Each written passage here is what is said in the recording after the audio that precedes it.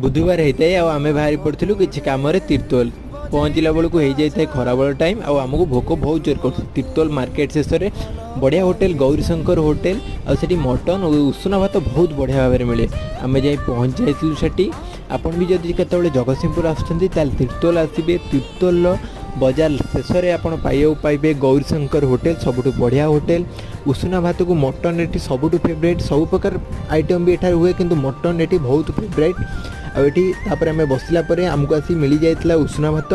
ता सांग को चटनी खट्टा गोटे आ गोटे पियाज खंड खंड तापर आसी लगी गरम गरम मटन 2 प्लेट ये 220 टंकार बढ़िया मटन मिले मटन टेस्ट भी बढ़िया थाए जदि केबे भी जगतसिंहपुर आसुचंती मु तो कहबी मु सजेशन आपको देवी बहुत बढ़िया होटेल गौरीशंकर होटेल मटन पाई बढ़िया होटेल